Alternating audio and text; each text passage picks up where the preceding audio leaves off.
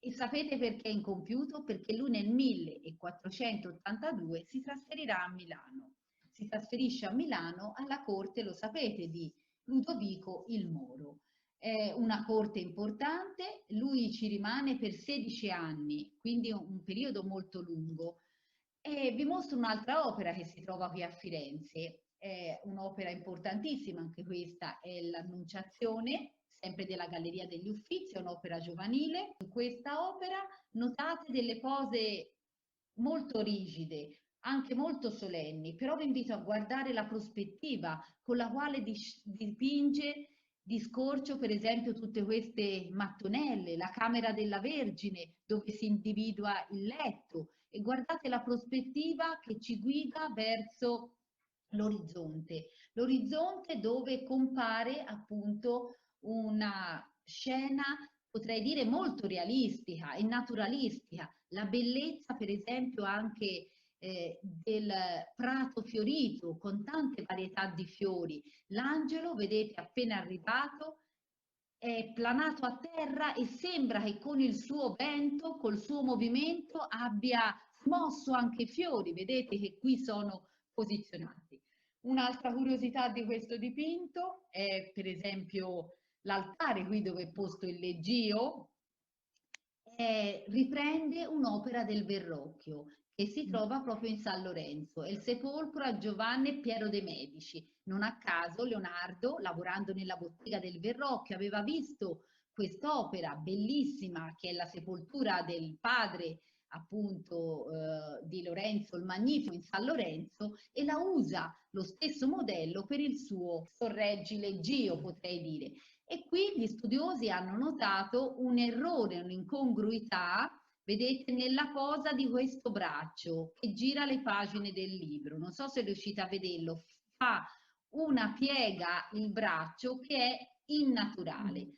Alcuni hanno sostenuto che questa cosa è naturale, derivi dal fatto che se noi ci posizioniamo su un lato qua, alla destra, e traguardiamo, diciamo, questo errore tecnico in realtà si attenua molto, sembra molto meno errato. Però sinceramente molti si dibattono su questo argomento e non sanno effettivamente perché Leonardo abbia usato effettivamente torcere il braccio così grandemente a Maria. Ecco, altro dipinto famoso di cui ne fa più versioni è la Vergine delle Rocce. Vi invito a vedere ancora qui la composizione piramidale, vedete, che ricorre anche in Leonardo, e vi invito a vedere la mano di Maria della Vergine sia nell'opera di Parigi sia nell'opera della National Gallery. Vedete, c'è la stessa posa di gesto di protezione, c'è l'utilizzo per esempio della prospettiva aerea. La prospettiva aerea cos'è? Abbiamo sempre parlato con Brunelleschi della prospettiva lineare centrica e dello studio di dare profondità al paesaggio con delle regole matematiche, ma c'è Leonardo inventa la prospettiva aerea.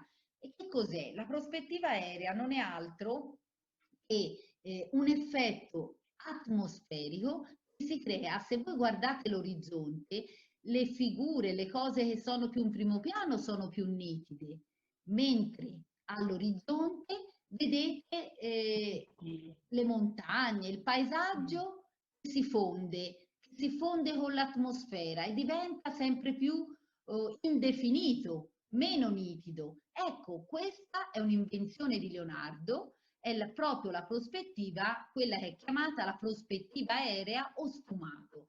Lo troverete in molte opere di Leonardo. Guardate questo gesto benedicente. Leonardo, sapete da chi lo riprende? Vi faccio vedere. Guardate.